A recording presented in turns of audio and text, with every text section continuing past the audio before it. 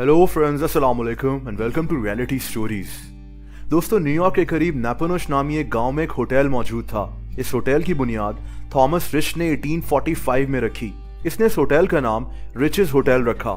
ये एक इंतहाई दिलफरेब और महंगा होटल था और यहाँ सिर्फ अमेरिका के अमीर लोग आया करते थे। फिर 1851 में ये प्रॉपर्टी F.G. हंगरफोर्ड नामी एक शख्स ने खरीद ली और इससे हंगरफोर्ड होटल का नाम दे दिया गया। इस होटल के ओनर बदलते रहे और रिकॉर्ड के मुताबिक इस होटल के अब तक 20 ओनर्स बदल चुके हैं। ये होटल बिल्कुल ठीक चल रहा था, लेकिन फिर अचानक इस होटल के साथ एक भयानक हादसा हुआ। 18 मार्च 1895 को नेपोनोच के घर में आग लग गई, जिसने फैलते फैलते इस होटल को भी अपनी लपेट में ले लिया। ये होटल बहुत बुरी तरह से तबाह हो गया और इस होटल में मौजूद काफी लोग भी इस होटल के साथ ही जलकर राख हो गए। लेकिन इसके बाद ये होटल फिर से तामीर किया गया और यहाँ फिर से लोगों ने आना शुरू कर दिया। 1906 में आयरलैंड से आए हुए जेम्स लुइस शैनले नामी एक शख्स ने ये होटल $10,000 में खरीद लिया। इसने इस होटल का नाम बदलकर शैनले होटल रख दिया।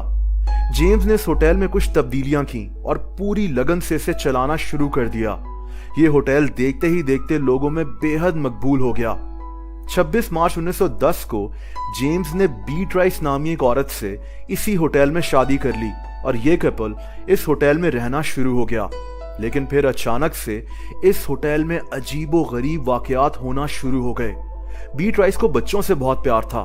इसी होटल में जेम्स और बीट राइस के 3 बच्चे पैदा हुए, मगर कोई बच्चा भी अपनी पहली सालगिरह तक जिंदा नहीं रह सका।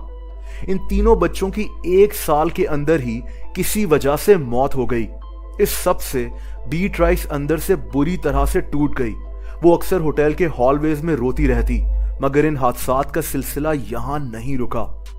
एक दिन इस होटल में काम करने वाले की एम्प्लॉय की बेटी रोजी होटल के पास कुएं में गिरकर मर गई। इसके बाद बीट राइस की बहन इसको मिलने शैनले होटल आई।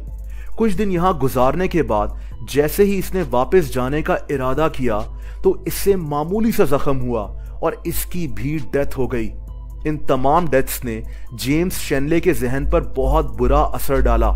वो हर वक्त चुपचाप उदास बैठा पाइप पीता रहता था। इस होटल के सामने ही एक डॉक्टर का घर था, जिनका 5 साला बेटा शैनले फैमिली से बहुत अटैच था और अक्सर यहाँ आ जाता था। एक दिन होटल के सामने रोड क्रॉस करते हुए एक कार एक्सीडेंट में उसकी भी मौत हो गई। सिर्फ यही नहीं, शैनले होटल की एक फीमेल कुक जिसका नाम एमा था, उसकी भी पुरस्कार तरीके से मौत हो गई।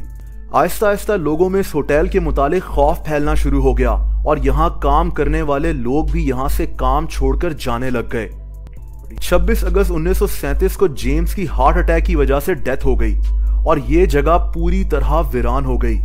बीट राइस को भी अब इस जगह से खौफ आने लगा। इस होटल ने शैनले फैमिली को बहुत नुकसान पहुंचाया था।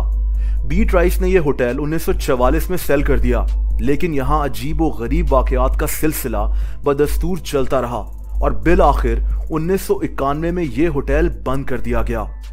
दोस्तों, 14 साल बाद 2005 में इस होटल को दोबारा खोल दिया गया था, लेकिन आज भी इस होटल में अक्सर रात को एक औरत रोती हुई सुनाई देती है, जो अपने बच्चों को आवाज देती रहती है और डाइनिंग टेबल्स की चेयर खुद ब खुद मूव करती हैं। आज भी जब किचन में काम बंद हो जाता है तो यहाँ से खाना पकाने की खुशबू आने लगती है। ऐसा लगता है जैसे किचन में खाना पक रहा है। बहुत से लोगों को लगता है कि कोई उनका पीछा कर रहा है और उन पे नजर रखे हुए है। इस होटल की विंडो में अक्सर एक बच्चे का अक्स दिखाई देता है और यहाँ ठहरने वाले लोगों को यहाँ तंबाकू की स्मेल आती रहती है। बहुत सी पैरानॉर्मल सोसाइटीज ने इस होटल पर रिसर्च शुरू कर दी थी और इस होटल को दी मोस्ट हॉन्टेड होटल्स की लिस्ट में शामिल कर दिया गया था। अगर आप इस होटल में जाना चाहते हैं तो आपको एक वेवर पर साइन करने होंगे, जिसका मतलब यह है कि आपके साथ जो भी होगा उसके जिम्मेदार आप खुद होंगे और 16 साल से कम उम्र लोगों को इस होटल में जाने नहीं दिया जाता। दोस्तों, अगर आपको वीडियो पसंद आई हो तो इस वीडियो को लाइक करना मत भूलिएगा। ऐसी इंटरेस्टिंग वीडियोस देखने के लिए रियलिटी स्टोरीज को सब्सक्राइब कर लें और बेल आइकन को भी प्रेस कर दें। अपना बहुत ख्याल रखें। अल्लाह हाफ़िज़।